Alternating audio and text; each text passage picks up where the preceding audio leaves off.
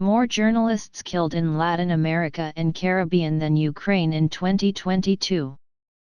Committee to Protect Journalist reports region accounted for almost half of the 67 deaths worldwide. More journalists were killed in Latin America and the Caribbean than in any other part of the world last year, including the Ukraine war zone, the press watchdog Committee to Protect Journalists, CPJ, has said. In a report released on Tuesday, the group said that, globally, at least 67 journalists and media workers had been killed in 2022, nearly double the 2021 figure of. Almost half of last year's killings took place in Latin America and the Caribbean, where at least 30 journalists were murdered, including the longtime Guardian contributor Dom Phillips. Phillips was murdered last June while documenting indigenous efforts to protect the Brazilian portion of the Amazon rainforest for a book he was writing. His alleged killers have yet to be brought to trial, although on Monday police named the alleged mastermind behind the crime. "It's an incredible number of people, the highest we have ever recorded in the region," said the CPJ's New York-based program director, Carlos Martinez de la Serna.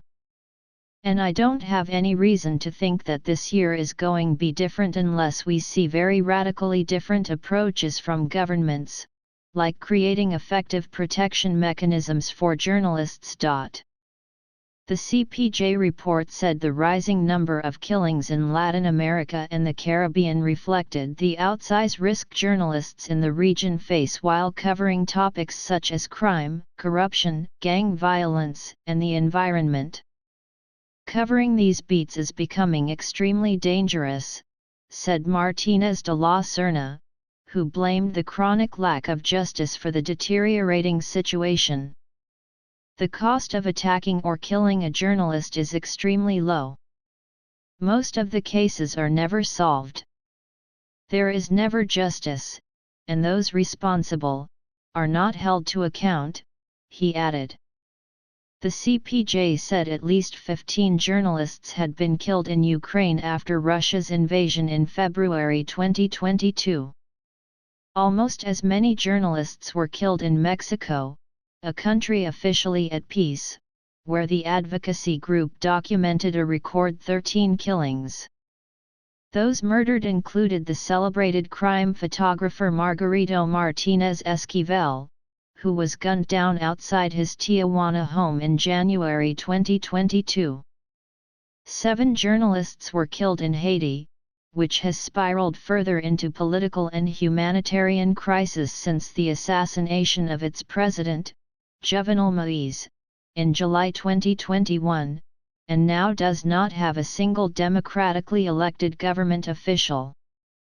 Martinez de la Serna said, "We are comparing the numbers of Mexico and Haiti with Ukraine, which is at war, so that gives us a sense of the situation regarding the law, the humanitarian crisis in Haiti, the dimension of the political and social unrest, the lack of justice and the lack of protective measures."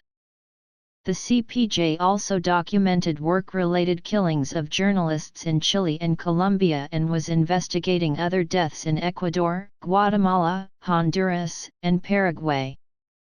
In Peru, more than 70 journalists have been harassed or attacked since the outbreak of deadly political unrest there last month, including a photographer for the Spanish news agency EFE who police shot in the leg with pellets after threatening to blow off his head.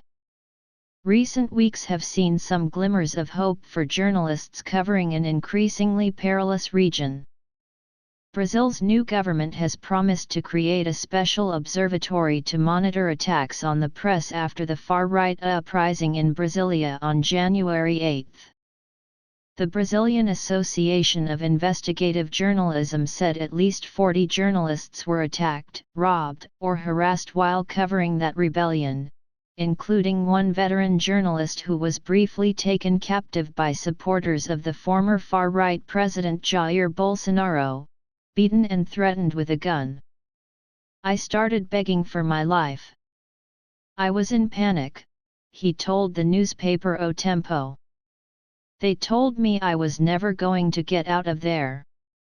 Martínez de la Serna said he was encouraged by journalists mobilizing to protect themselves in Central America and Venezuela, and by signs that Luiz Inácio Lula da Silva's new administration in Brazil wanted constructive and respectful relations with the press after 4 grim years under the media-bashing populist Bolsonaro.